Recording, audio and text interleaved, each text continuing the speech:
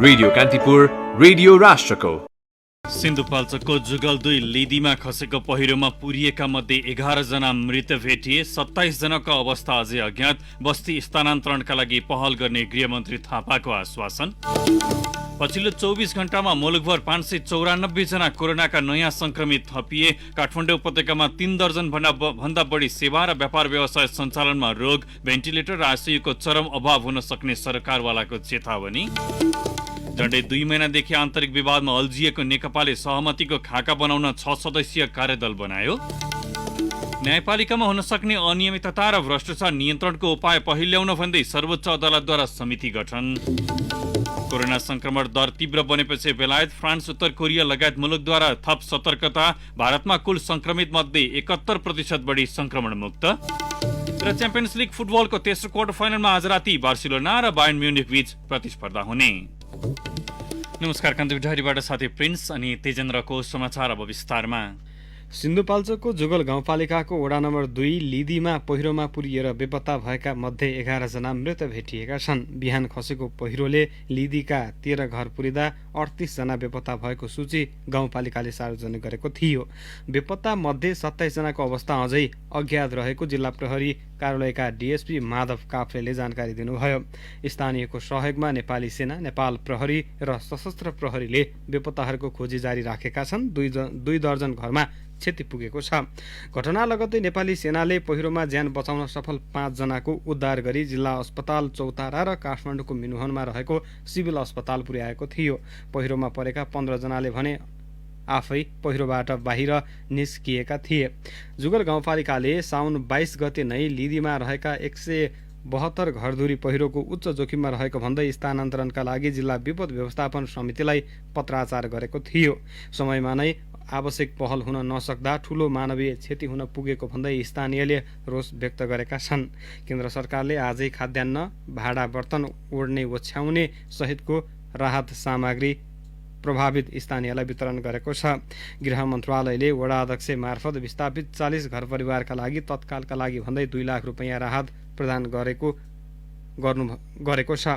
यसैबीच सभामुख कृष्ण अग्निप्रसाद सापकोटा, गृहमन्त्री रामबहादुर थापा सहितको टोलीले घटनास्थलको स्थलगत निरीक्षण गरेको छ। निरीक्षणपछि गृहमन्त्री थापाले बस्ती जोखिमयुक्त रहेको भन्दै स्थानान्तरणका लागि पहल अघि बढाउने आश्वासन दिनुभएको थियो। घाइते मध्ये केहीको चौतारा अस्पतालमा उपचार भइरहेको छ। के भन्छन् घाइतेहरू? चौताराबाट सहकर्मी कमला पाखरिनको यो सामग्री। ठूलो आवाज आयो, घर हल्लेको जस्तो लागेपछि जुनुमाया तामाङलाई भुइँचालो आएको जस्तो महसुस भयो। तर पहिरो आएको रहेछ। घरहरूलाई पहिरोले पुर्यो। घरकै ढुङ्गाले आधा शरीर थिच्यो। पहिरोले पुरिएको ठाउँबाट श्रीमानले तानेर बाँच्न सफल भइन् जुनुमाया तामाङ। पानी निस्क्यो होला, हेर्नु जाऊ पनि भुटले है। अनि हेर्नु जाँदाखेरि त त्यसो र निस्किनु दिने नै मेरो त यो छ, त्यो सबै कुल्चेर बसेर नि बाहिरको त्यो घरको त्यो ढुङ्गाले कुल्चेर बसेन नि। अनि म त भुटले तानेर यस्तो भयो नि भाइ। त्यही पहिरोले बगाएर बाँच्न सफल भएका अर्का भाग्यमानी हुन् पासाङदुङ।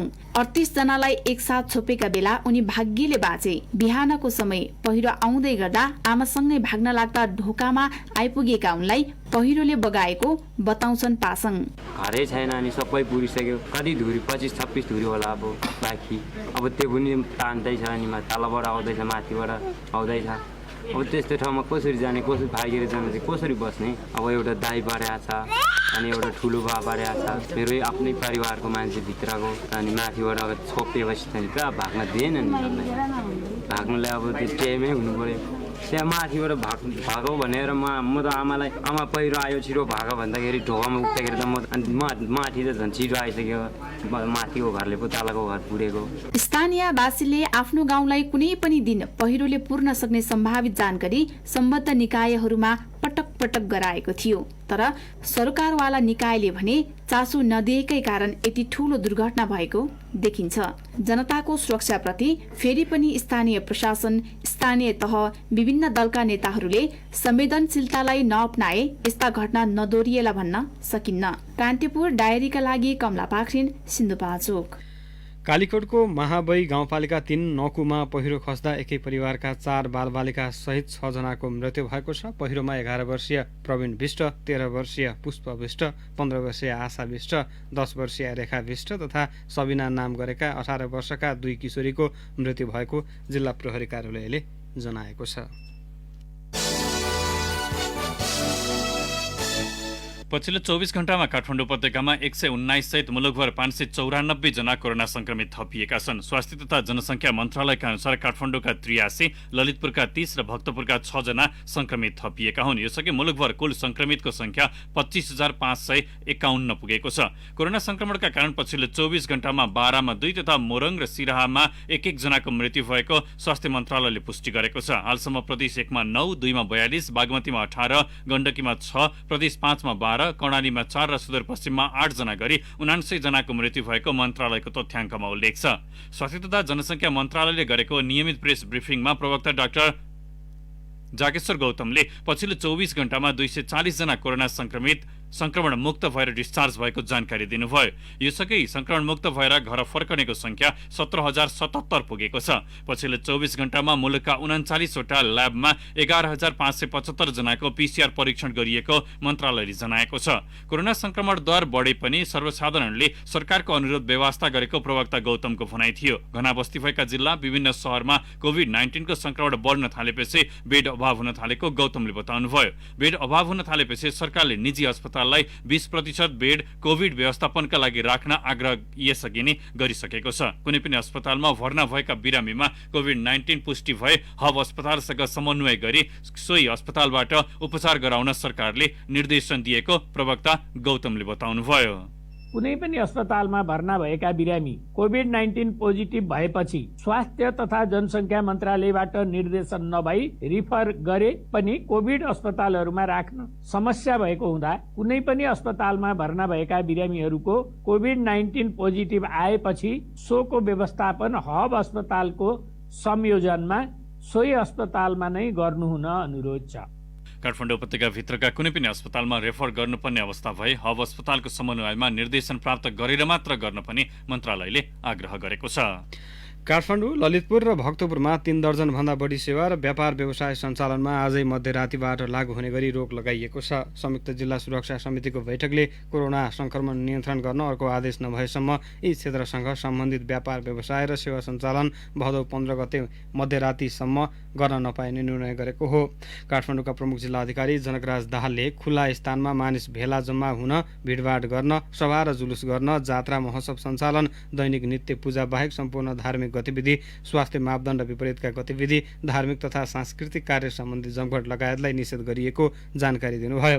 त्यस्तै सबै प्रकारका सभा र गोष्ठी, तालिम, सेमिनार हल र पार्टी प्यालेस, मनोरञ्जन स्थल, salon, beauty parlour, spa, swimming pool, gymkhana, समूहमा खेलिने खेलकुद, पुस्तकालय सञ्चालनमा पनि रोक लगाइएको छ। संयुक्त सुरक्षा बैठकले सङ्ग्रहालय, चिडियाखाना, फुटपाथ र खुला ठाउँ र ठेलागाडा तथा साइकलबाट सञ्चालित व्यापार व्यवसाय, कबाडी सङ्कलन, स्वास्थ्य मापदण्ड विपरीत श्रमिक कामदार ओसार पसार तथा टेक वे बाहेक होटल र रेस्टुराँमा पनि जमघट गर्न प्रतिबन्ध लगाएको छ। निर्णय कार्यान्वयन भए नभएको अनुगमन गर्न आवश्यकताअनुसार प्रशासनको टोली अनुगमनमा खटिने काठमाडौँका प्रमुख जिल्ला अधिकारी जनकराज दाहालले बताउनुभयो। उपत्यकाका 3 वटै प्रशासनले यसअघि साउन 25 गतेदेखि भदौ 8 गतेसम्म अत्यावश्यक बाहेकका सबै सेवा स्थगन गरिसकेको छ। अब ब्रेकको पालो। अब कान्तिपुर सविस्तारको पालो। कान्तिपुर सविस्तार। कोरोना भाइरसका गम्भीर संक्रमितको संख्या बढ्दै गरेको पछिल्लो अवस्थामा आइसियु र भेन्टिलेटरको अभाव हुने स्वास्थ्य विज्ञले बताएका छन्। गम्भीर प्रकारका बिरामीको जीवन रक्षाका लागि आवश्यक आइसियु र भेन्टिलेटरको संख्या संघीय राजधानी काठमाडौँमै पनि सीमित देखिन्छ। कतिपय अस्पतालमा त सघन उपचार सेवा सञ्चालनका लागि दक्ष प्राविधिक जनशक्तिको पनि अभाव खड्किएको छ। बढ्दै गइरहेको संक्रमण नियन्त्रण नभए भोलिको कहाली लाग्दो अवस्था सहजै अनुमान लगाउन सकिन्छ।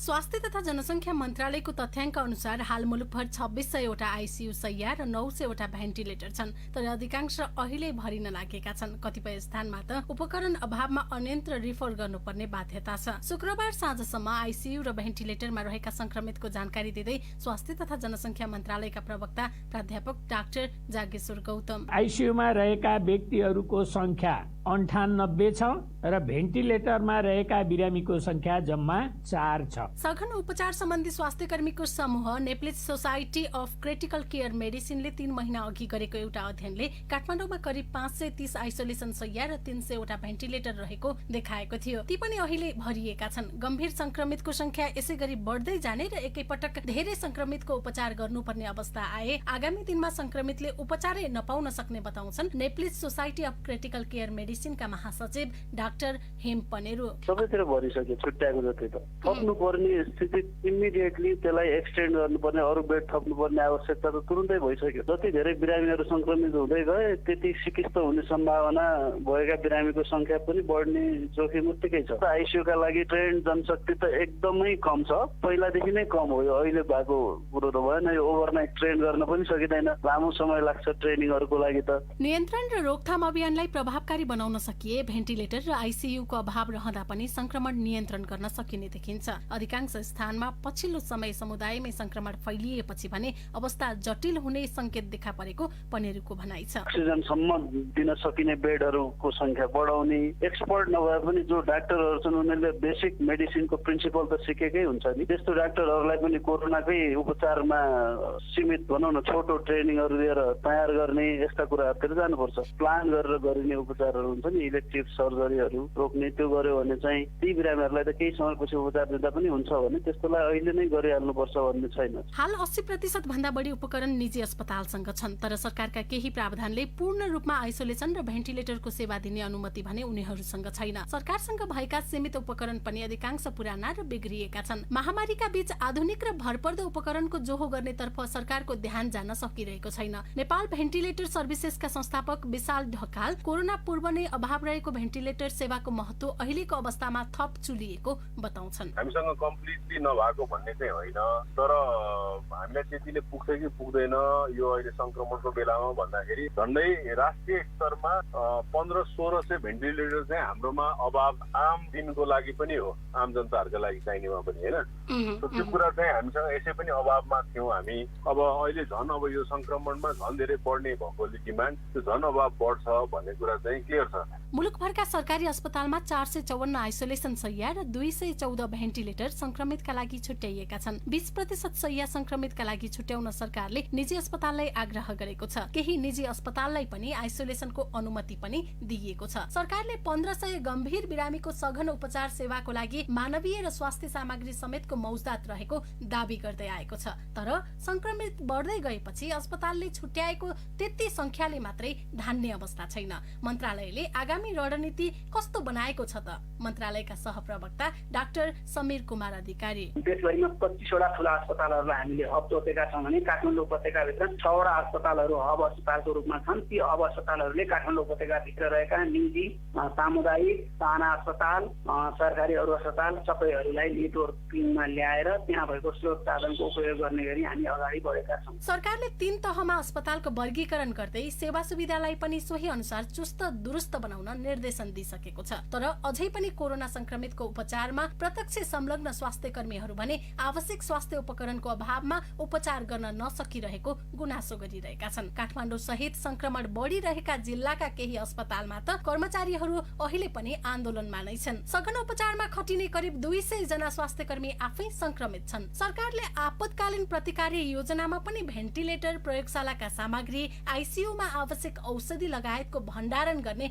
बताएको थियो, तर महामारीले च्याप्दै गएपछि सरकार यति बेला भने आफै रणभुल्लमा छ। रेडियो कान्तिपुरका लागि इन्द्रलक्ष्मी घिमिरे। कान्तिपुर सविस्तार। कोरोना संक्रमण फैलिँदै गएपछि मोरङ र सुनसरीका अधिकांश अस्पतालहरूले आइसोलेसन व्यवस्थापन सम्बन्धी निर्देशिका विपरीत सेवा बन्द गर्न थालेका छन्। निर्देशिकाले तोके बमोजिमका आइसोलेसन समेत अस्पतालहरूले निर्माण गरेका छैनन्। धरानस्थित बीपी कोइराला स्वास्थ्य विज्ञान प्रतिष्ठान, विराटनगर स्थित नोबेल शिक्षण अस्पताल, न्युरो अस्पताल, गोल्डन अस्पताल, मोरङ सहकारी लगायतका अस्पतालहरूले आकस्मिक बाहेक सेवा बन्द गरेका छन्। कोशी अस्पतालले पनि स्वास्थ्यकर्मीमा संक्रमण देखिएपछि साउन 16 गतेदेखि 19 गतेसम्म 4 दिन ओपीडी सेवा बन्द गरेको थियो। विराटनगर महानगरले नै विराट नर्सिङ होममा संक्रमित देखिएपछि 11 दिन सिल गरेको थियो। अस्पतालका चिकित्सक सहितका स्वास्थ्यकर्मीमा संक्रमण देखिएकाले अन्यमा संक्रमण नफैलियोस् भनेर सेवा तत्कालका लागि बन्द गरिएको स्पष्टीकरण दिएका छन्। प्रदेश 2 को महोत्तरीदेखि प्रदेश 1 का प्राय सबै जिल्लाबाट उपचारका लागि बिरामीहरू धरान र विराटनगर जाने गरेका छन्।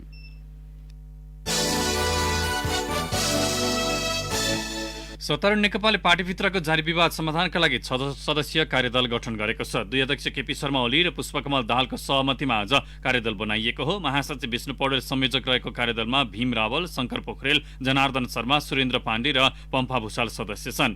पार्टी विवाद हल गर्ने गरी कार्यदल बनेको सदस्य शर्माले बताउनुभयो। संवाद टुटेको 9 दिनपछि हिजो ओली र दाहाल बीच सकारात्मक छलफल भएको थियो। हिजो नै कार्यदल बनाउन सहमत भएका अध्यक्ष द्वयले आज भएको छलफलमा कार्यदलमा रहने व्यक्ति र कामबारे सहमति जुटाउनु भएको हो। कार्यदलले पार्टी विवाद र शक्ति बाँडफाँडको विषय टुङ्ग्याउने गरी सहमतिको मस्यौदा बनाउने बताइएको छ। पहिलो अध्यक्ष ओली नै रहने तर दाहाल पूर्ण रूपले पार्टी काममा केन्द्रित हुने गरी कार्यविभाजन गर्ने तयारी नेकपाको छ।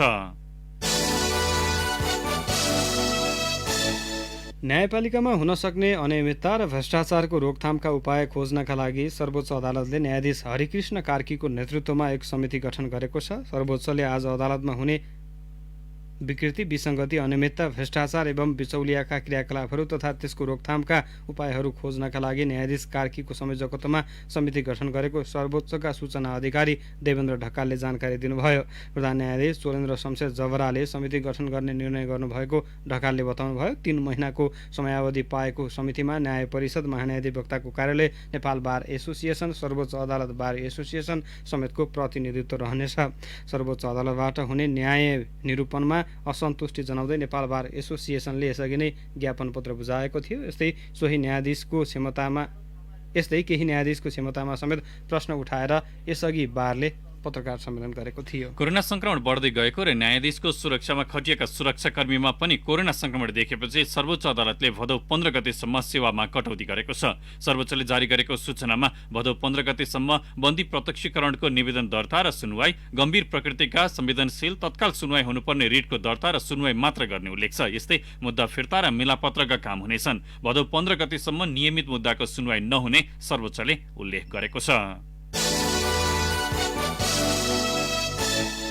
प्रहरी कल्याण कोषद्वारा सञ्चालित पेट्रोल पम्पको 1 करोड बढी रकम हिनामिना गरेको अभियोगमा अख्तियार दुरुपयोग अनुसन्धान आयोगले प्रहरी सहायक निरीक्षक असै दिलीप कार्कीलाई नियन्त्रणमा लिएको छ। काठमाडौँको नक्साल स्थित पेट्रोल पम्पमा कार्यरत रहँदा असै कार्कीले 1 करोड 8,79,184 रुपैयाँ हिनामिना गरेको आरोप लागेको छ। बझाङका विभिन्न पालिकामा एक सप्ताहभित्र 9 जना स्क्रब टाइफसका बिरामी भेटिएका छन्। 1 जनाको मृत्यु भएको छ भने 1 जनाको अवस्था गम्भीर रहेको जनस्वास्थ्य कार्यालयले जनाएको छ। जिल्ला अस्पताल बझाङमा उपचारका क्रममा दुर्गाथली गाउँपालिकाकी 22 वर्षीय पत्रिका चिमाडीको आज बिहान मृत्यु भएको छ। जिल्ला अस्पतालमै उपचाररत 17 वर्षीय एक किशोरीको अवस्था चिन्ताजनक रहेको जिल्ला अस्पतालका चिकित्सक मिलन खड्काले बताउनुभयो। हालसम्म थराला गाउँपालिकामा 3 जना, मस्टा गाउँपालिका र जयपृथ्वी नगरपालिकामा 2-2 जनामा स्क्रब टाइफसको संक्रमण देखिएको जिल्ला अस्पतालले जनाएको छ। खप्तड, छान्ना र दुर्गाथली गाउँपालिकामा 1-1 जना संक्रमित भेटिएका छन्। रामेछापको लिखु तामाकोशी गाउँपालिकाका अध्यक्ष गोविन्द बहादुर खड्का पक्राउ परेका छन्। स्थानीय दर्पण लामाले खड्का विरुद्ध अपहरण तथा शरीर बन्धकको किटानी जारी दिएपछि पक्राउ गरिएको डीएसपी वसन्त पाठकले बताउनुभयो। खड्का विरुद्ध थप अनुसन्धान गर्न प्रहरीले जिल्ला अदालतबाट 7 दिनको समय पाएको छ। अब केही समाचार संक्षेपमा। नेपालको अद्यावधिक अङ्ग्रेजी संस्करणको नक्सा भूमि व्यवस्था, सहकारी तथा गरिबी निवारण मन्त्रालयले स्वीकृत गरेको छ।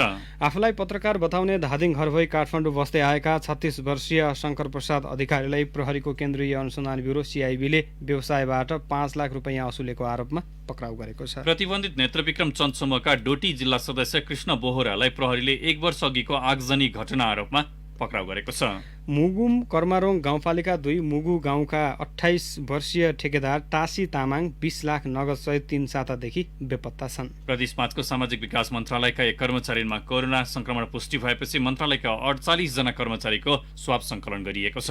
स्वाब राखेको 45 मिनेटभित्र नतिजा आउने गरी लुम्बिनी प्रादेशिक अस्पतालमा कोरोना भाइरस परीक्षणका लागि नयाँ मेसिन जडान गरिएको छ। बाँकी प्रशासनले निषेधाज्ञाको समय थप नगर्ने भएको छ। जिल्लामा आज मध्यरातीबाट निषेधाज्ञाको समय सकिँदै थियो। कोरोना भाइरसको संक्रमण बढ्दै गएपछि विराटनगर महानगरले लकडाउनको समयावधि भदौ 5 गतेसम्मका लागि लम्ब्याएको छ। भरतपुर महानगरपालिकाले आज मध्यरातीबाट 1 हप्ताका लागि लकडाउन थपेको छ। स्याङ्जा प्रशासनले निषेधाज्ञालाई भदौ 4 गतेसम्मलाई निरन्तरता दिएको छ। सिद्धार्थनगर क्षेत्रभित्र कोरोना भाइरसको संक्रमण फैलिँदै गएपछि सिद्धार्थनगर नगरपालिकाले भैरवामा भदौ 5 गतेसम्म लकडाउन गर्ने निर्णय गरेको छ। समुदायमा कोरोना संक्रमण देखिएको तथा तीजमा बढी भिडभाड र कार्यक्रम हुने भन्दै पश्चिम नवलपरासी प्रशासनले निषेधाज्ञा भदौ 6 गतेसम्मका लागि निरन्तरता दिएको छ। बागमती प्रदेशको प्रदेश ब्युरो प्रदेश प्रमुख कार्यालय हेटौँडाका सचिव मधुसूदन बुर्लाकोटीलाई कोरोना संक्रमण भएको छ।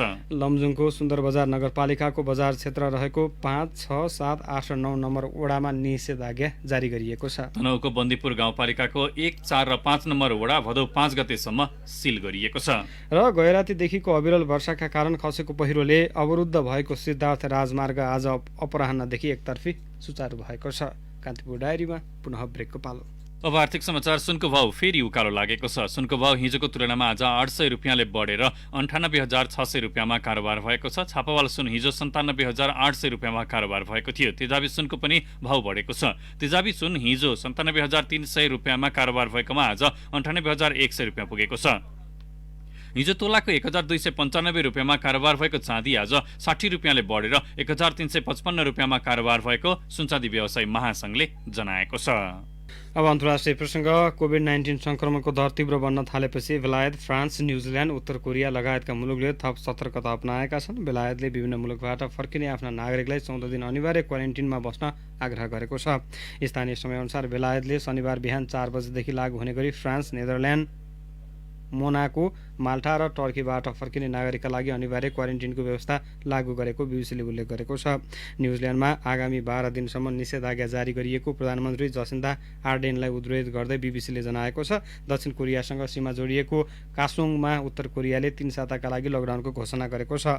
Africa centre for disease control and प्रिभेन्सका अनुसार 7 वटा अफ्रिकी मुलुकले आगामी साता कोरोना भाइरस एन्टिबडीको परीक्षण सुरु गर्दैछन्। जोन हपकिन्स विश्वविद्यालयका अनुसार विश्वभर 2,09,60,424 जनामा कोरोना संक्रमण पुष्टि भएको छ। 7,60,371 जनाको कोरोना संक्रमणका कारण मृत्यु भएको छ। भारतमा कोरोना भाइरसका कुल संक्रमित मध्ये 71.17% संक्रमण मुक्त भएका छन्। भारतमा आजसम्म संक्रमितको संख्या कुल 24,61,190 पुगेको छ। केन्द्रीय स्वास्थ्य तथा परिवार कल्याण मन्त्रालयका अनुसार देशभरि अहिले 17 लाख भन्दा बढी संक्रमितहरू संक्रमण मुक्त भएका छन्। मन्त्रालयको तथ्याङ्क अनुसार पछिल्लो 24 घण्टामा भारतमा 1,700 जनाको मृत्यु भएको छ भने यो संख्या 64,553 जना संक्रमित भएका छन्। त्यसैगरी कोरोना भाइरसबाट संक्रमित भएकाहरूमध्ये 1.95% मात्रै मृत्यु हुने गरेको भारतीय मन्त्रालयले जनाएको छ। भारतमा अहिले पनि झण्डै 6,60,000 मानिस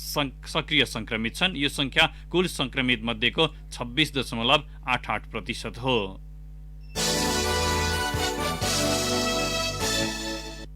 अब खेल प्रसङ्ग। च्याम्पियन्स लिग फुटबलको तेस्रो क्वार्टर फाइनलमा आज राति बार्सिलोना र बायर्न म्युनिख बीच प्रतिस्पर्धा हुँदैछ। खेल नेपाली समयअनुसार राति 1:15 बजे पोर्चुगलको लिस्बोनमा हुनेछ।